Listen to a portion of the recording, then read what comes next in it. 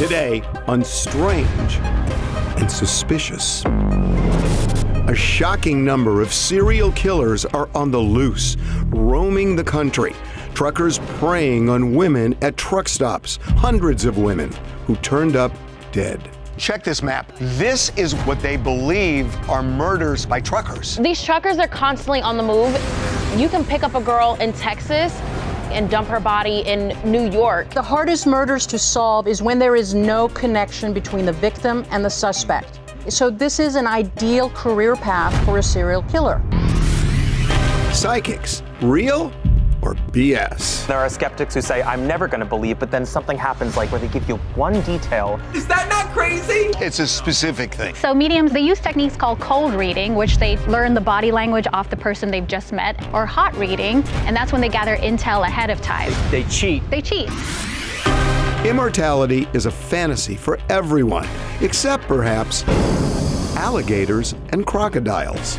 In our battle against growing old, we look in the animal kingdom, crocodiles, alligators. Basically, if they just lived the perfect life, they would never die. So the lifespan of a crocodile and an alligator is limitless. The Simpsons have predicted the future, but is Marge the embodiment of the Egyptian past? Marge is an odd character, so I would question, how did you come up with that? Well, there is an Egyptian sarcophagus that looks identical to Marge Simpson. Totally looks like Marge Simpson. I'm just so shocked by this that I never really thought of it, but there may be not just one, but several or even a series of serial killer truckers all over this country. The job itself, in terms of long-haul truckers, lends itself for anybody who's predatory that way, because they are constantly on the move. There is a subculture within trucking where you've got, the prostitutes that are there. And at the truck stops. At the truck stops. They live high-risk lifestyle. They are the women who will gladly get into the back of a truck or a motel room or wherever, whereas most women wouldn't because of, the high risk of that.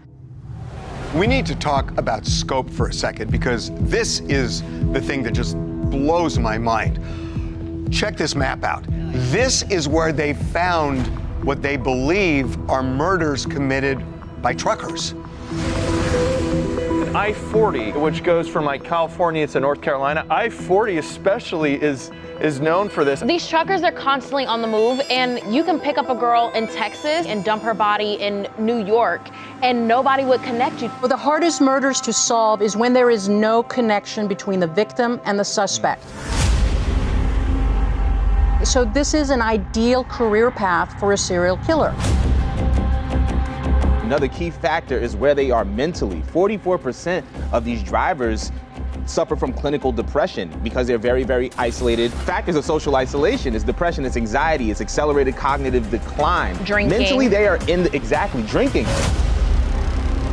So many people in America fit that profile. So the depression rate, the alcoholism, and they're not serial killers. But the big step is the fact that these guys that do this already have an existing fantasy life that involves killing and hunting and predatory behavior. So the problem that they're trying to solve is, how do I do this and get away with it? And if I'm putting distance between myself and where I've picked them up, where I'm, leaving the evidence, and they're strangers, that facilitates that. In the early days of studying serial killers, one of the things we noted was a lot of driving. Not the truck driver ones, but regular serial killers that weren't truck drivers. And what are they doing? They're hunting. They're going on night routes to see where they can find victims. They're looking, and being a truck driver gives you a valid reason to be moving. Many potential opportunities across the country, truck stops and so forth. It's a target-rich environment, right? It's just like when you look at, for example, traveling nurses. Traveling nurses, well, there are some that are predatory, and it's perfect because they have access to patients, right? And then they're traveling. So there's certain career paths where if you have that predisposition, you're going to choose a career or some kind of environment that is target-rich. Is this a thing that is talked about among truckers? Truckers exist in their own world. They have their own language. They speak to each other in different ways. So do you think they know this is going? Absolutely not. Here's why, because let's just put things in context. As disturbing as this is, okay, the Department of Transportation estimates that there is about 300 to 500,000 long-haul truck drivers.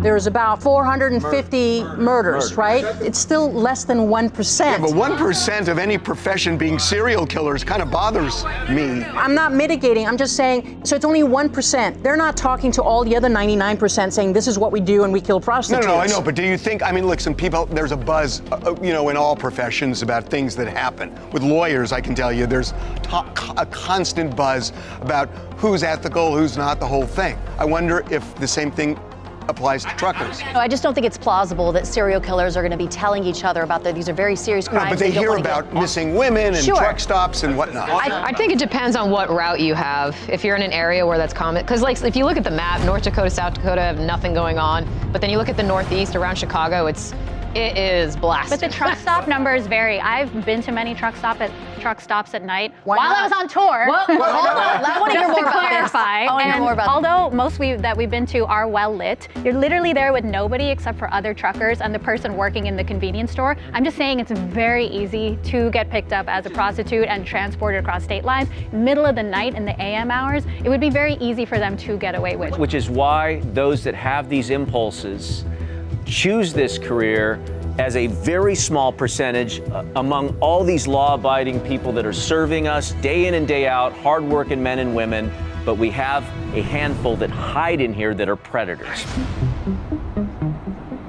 Truck driving, you could arguably say, is something where you're going to be searched, right? Your vehicle has regulations and searches that are pretty normal. I've driven a truck across the country several times, and I know you have to stop at way stations. You have to be searched. Like, I think there's a glimmer of hope, and it's actually the map. Even though the map is brutal, you look at how many dots are on there, there is a map, and mapping technology gets better and better, and they can actually use this mapping technology to focus in on the people who may be doing this. Transient serial killers have been around for a very long time. You can look at the case of Israel Keys. He's one of the most successful and elusive serial killers, not only because of the military training, but because he plotted to go to each state and do his kill in each state. He has no tangible connection to that state. It makes it very difficult for local investigators to pin him. Police agencies don't talk to each other. So if you've got, let's say, 3 killings in your city, you can't reach out to every other city in America and go, hey, do you guys have killings that are similar? That just rarely happens. And so as a result, you could have similar MOs all across the country, and those agencies, those police agencies, don't even know about it. Serial killers knew this in the first generation of studying this phenomena. They knew, hey, if I move from one jurisdiction to the next, they're not going to be able to get me if this is what I want to do. They don't even know how many they've killed. There's one guy, Delmas Colvin, the interstate strangler, who was arrested in 2004. He told detectives he didn't keep tally, but he estimated between 47 and 52 women. Wow. That's a lot. Coming up, there are a lot of frauds who are psychics, but I don't think all of them are. There are skeptics who want to believe, and there are skeptics who say, I'm never going to believe, but then something happens, like where they give you one detail. Is that not crazy? That nobody else knows. Maybe you don't even know.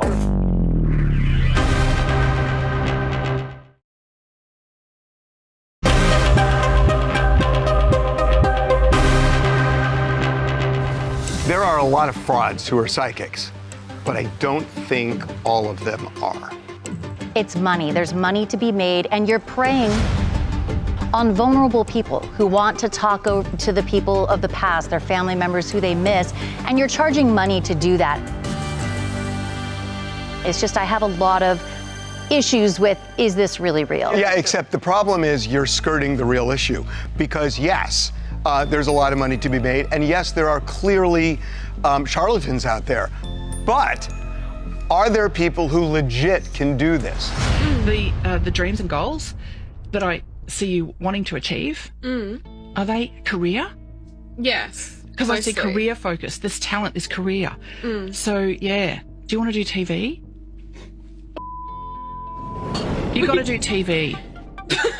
I want to give a little bit of credence to it because there are 2 different types of skeptics, right? There are the naysayers who were like, this never happens, this is not real, there's no such thing as a psychic medium. And then there are the skeptics who are saying, I want to believe it, but prove it, sort of thing. And who's Desi Boy? Oh, no. That made me cry. Wow, that's his dad. Yeah. Wow.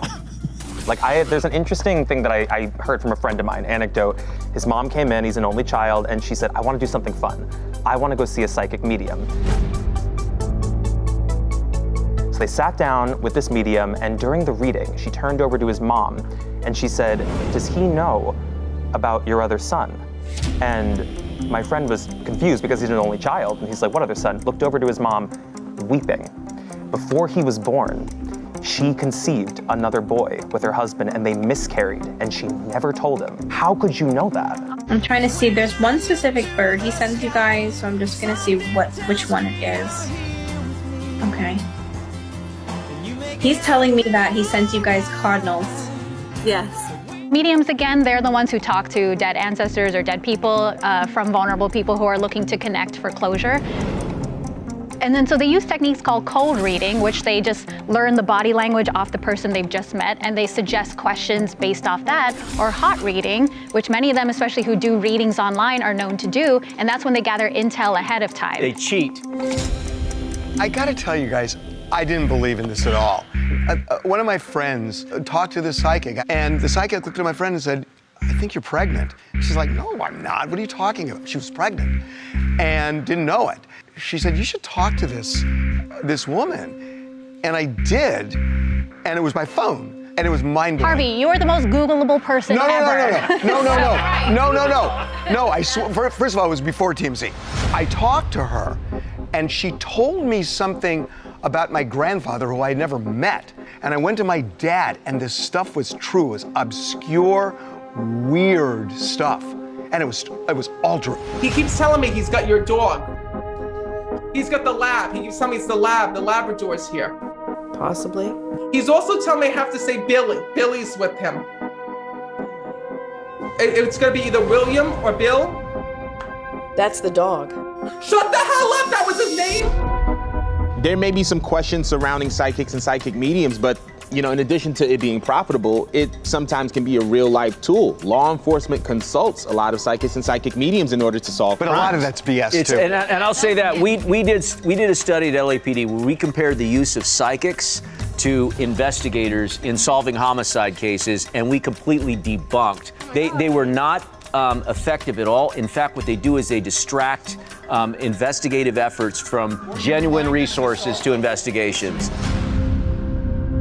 There are skeptics who want to believe, and there are skeptics who say, I'm never going to believe, but then something happens where they give you one detail that nobody else knows. Maybe you don't even know. And it's not a yes or no thing. It's a specific thing.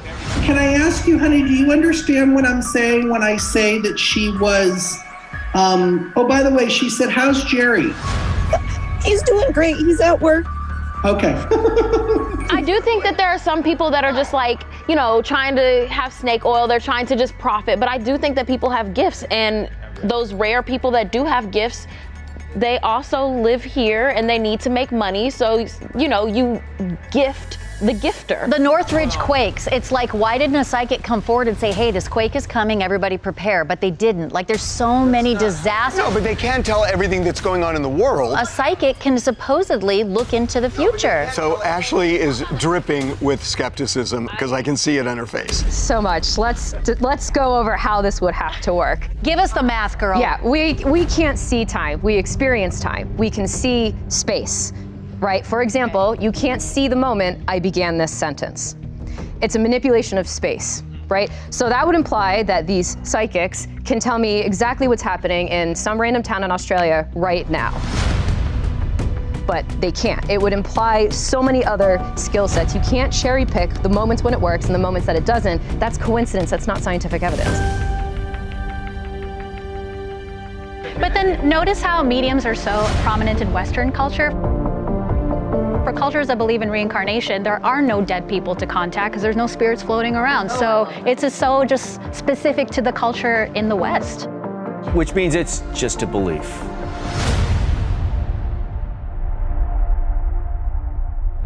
Coming up, our battle against growing old and falling apart and dying. We look in the natural animal kingdom and we're like, hey, what other animals are doing better than we are? Isn't there some theory that the lifespan of a crocodile and an alligator is limitless? Their death isn't predicated on their age, it's predicated on other environmental factors. Mind-blowing.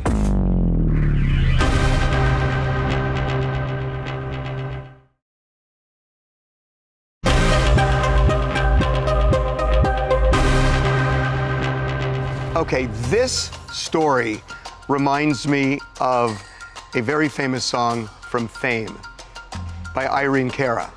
I'm gonna live forever. Crocodiles and alligators. This is all about senescence, which is our battle against growing old and falling apart and dying. None of us wants to do that. So we look in the natural animal kingdom and we're like, hey, what other animals are doing better than we are at fighting against old age and dying? And disease. Right, and disease as well. So the things that come up are crocodiles, alligators. You also have the Greenland shark, giant tortoise, and there's also a species of clam. So we're thinking, hey, if these guys can live for hundreds of years, what can we learn, what can we take from them and increase our own longevity? Isn't there also some theory that the lifespan of a crocodile and an alligator is limitless? Basically, if nothing else happened to them, if they just lived the perfect life, that they would never die. So what That's they're saying the is theory. their death isn't predicated on their age, it's predicated on other environmental factors. Mind-blowing. It is, and I'm already putting snail mucin on my face. That's part of my skincare routine. I am not opposed to putting crocodile serum. Listen, I don't need a Kim Kardashian alligator serum. I don't need it, so. Well, what they find really interesting is that these crocodiles, they live in swamps. These are dirty environments. I wouldn't drink the water from a swamp. And if they get injured, their injury is in that dirty, murky water, but they don't really have, they're not sick. They're used to the worst conditions and their bodies become immune to that, and it basically makes them impervious to disease. These are the winners of the evolutionary race. I mean, they are older than dinosaurs and they haven't changed much since then, which means they are very, very well adept to their environment. But so are cockroaches. Is anyone wanting to extract their serum? I'm good on that. I don't want cockroach serum. Crocodiles, alligators, flounders, they just keep getting larger. They don't die at all. They're just as vigorous at 70 as they are at 5. So how come your textbook says that the crocodiles die at age 70? That's because the zookeeper died at age 70, okay?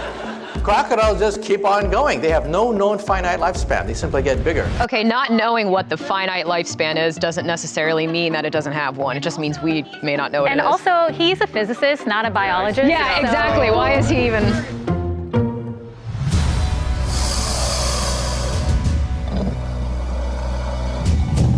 We're so conditioned to believing that every life ends in death.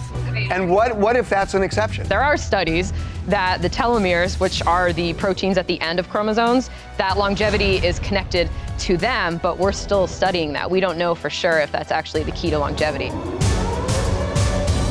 Crocodiles are dying. They're just dying much slower than we are. Their DNA is breaking down. They are falling apart slowly, though. Much slower than us. Coming up, an Egyptian sarcophagus that looks almost identical to Marge Simpson. I love the idea of the Simpsons. They control the future and predict the future, but also they're somehow infiltrating the past. I know, that's what I love about this.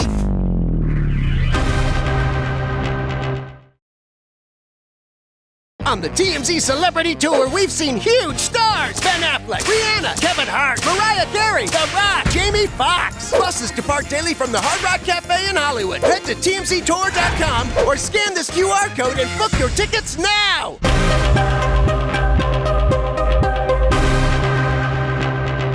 So the name of this show is Strange and Suspicious. The strange, I can nail this with an Egyptian sarcophagus that looks almost identical to Marge Simpson. I agree, it totally looks like Marge Simpson, but it is actually the Egyptian sky goddess Newt. What we're seeing is the top of a sarcophagus lid. The Egyptian sky goddess protects us on our journey through the afterlife. And so this person in their coffin laying there dead actually had the sky goddess drawn directly above her. What's interesting, I love the idea of the Simpsons. They control the future and predict the future, but also they're somehow infiltrating the past. I know, that's what I love about this. The Simpsons, they've been known to kind of predict the future, which makes it a lot. I mean, predicting the presidency of Donald Trump, Super Bowls. Predicting COVID, predicting the bridge falling. There are things they've done that are... They've done quite a few. Yeah. They had a lot of episodes.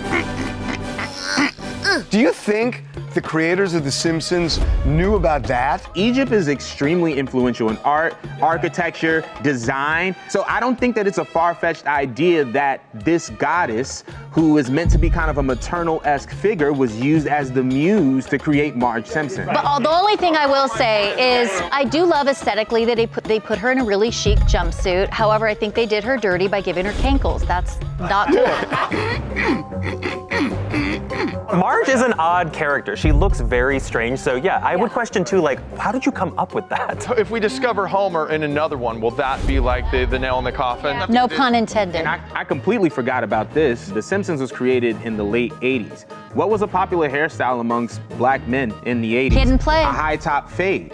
Where does that come from? That stems in African culture, in black culture. And when you do character development, you're going to pull inspiration from different places, and I think that's exactly what the creators did. Cut it out.